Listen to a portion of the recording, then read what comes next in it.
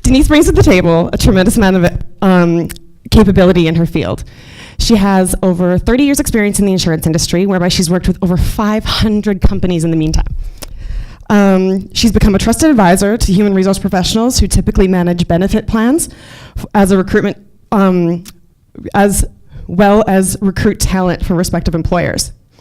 So without question, when she's doing so, employees are asking about benefits plans and comparing them to the market and all that kind of stuff. Well, she and her team support their clients by providing compensation studies, HR support, and other such matters so that their clients are offering the most competitive packages compared to their competition.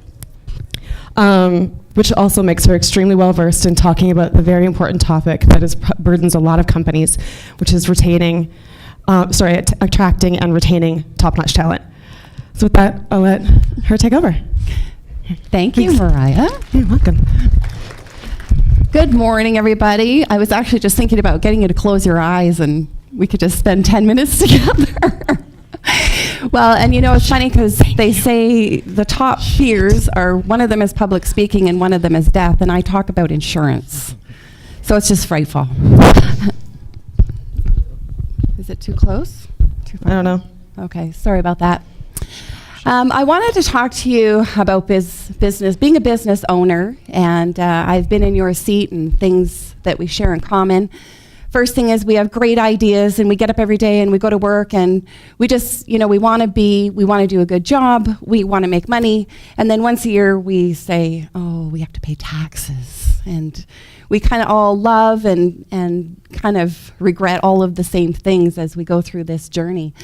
One of the things people don't realize is that a lot of insurance products have a tax structure that can benefit you, benefit your employees, and those are some of the things I'm going to talk about, and as well as planning some employee benefit strategies. So for you, the business owner, if you're incorporated, whether or not you have employees, there is a tool, it's called a health trust, and that gives you the ability to write off health and dental expenses through your corporation as opposed to paying for them personally. So for example, when you expend $1,000 on something, whether it's dental or vision or some other expense, for you to pay that personally, you have to earn nearly twice that amount of money. So you're earning $2,000 to net $1,000 to pay your expenses. Your corporation is in a lower tax bracket, probably just over 20%-ish. So by having a health trust, your corporation can pay those bills on your behalf. They're tax deductible, and you get to keep your after-tax money. So it's an excellent strategy. It's very easy to set up. It doesn't cost anything. There's no premiums. There's nothing attached unless you make a claim through the corporation. So it's a very great tool.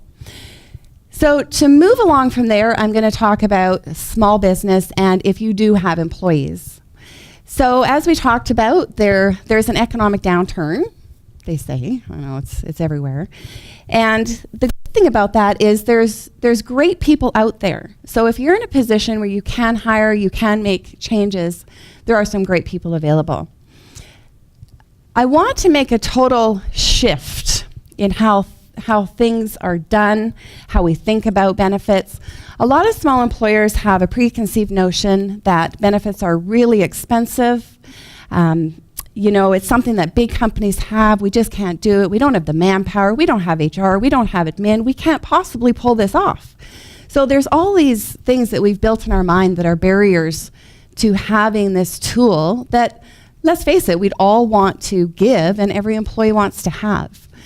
So one of the things, after 30 years of being in the business, there is a new program on the market that I think is amazing, and it's called MyFlex.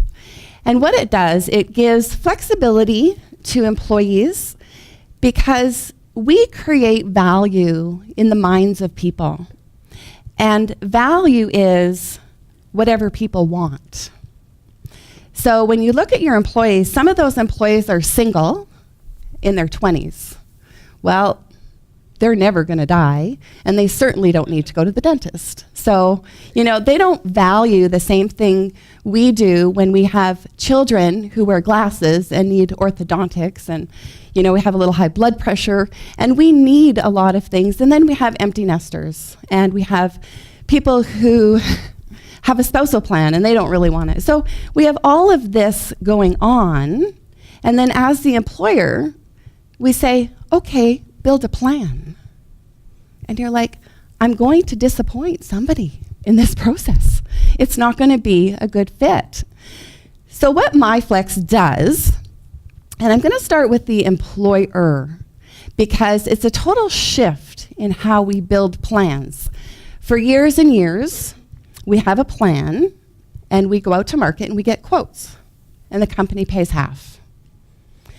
In this scenario, the employer makes a budget, which is fantastic because you're setting a budget that is not subject to inflation, not subject to plan design, and it's budgetable and it's stable. So that budget could be a single couple family amount. It can be one amount per employee. It can be based on profits. It can be based on a lot of things, but that's another subject. So once you've established the budget, we design a three-tier program. So on the minimal side, a single person could actually opt out of dental. So if they don't see value in the program, they can waive it. Or on the other end of the spectrum, if an employee needs way more coverage, they can buy up. So the employer contribution is stable, and the employees have the ability to manipulate the program. So this is creating value in satisfying the employee needs. And on your end, it's very simple.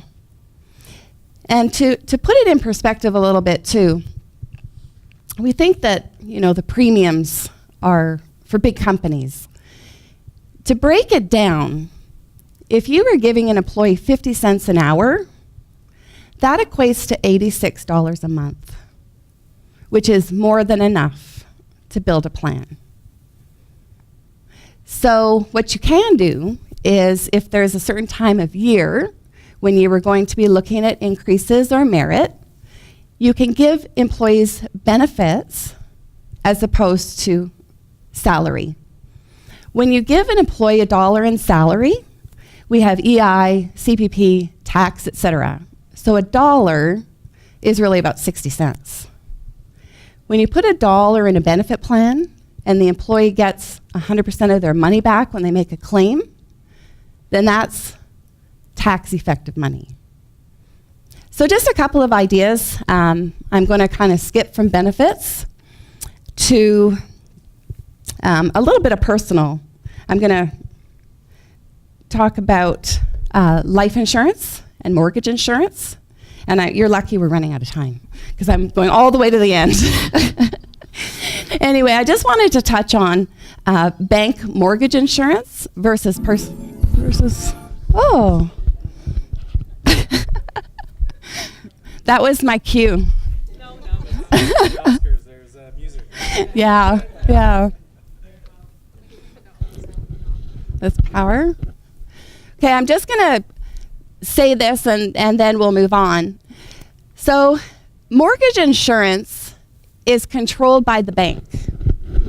And not that it's not a good thing, because obviously, in a family situation, if something happened to one of the partners, having no mortgage is a great thing. I would encourage you just to look at doing your insurance personally, because that way you control the money. With mortgage insurance, the bank gets the money, the bank is the beneficiary. If you hold that insurance personally, and it doesn't cost any more, then you or your partner get to control those funds. And especially today with low interest rates, maybe, paying off the mortgage is not the best thing to do financially. If there's higher interest debt or other obligations, maybe that's the way to go. So just a couple of tips and tricks, and hopefully we've helped give you some ideas and help your business.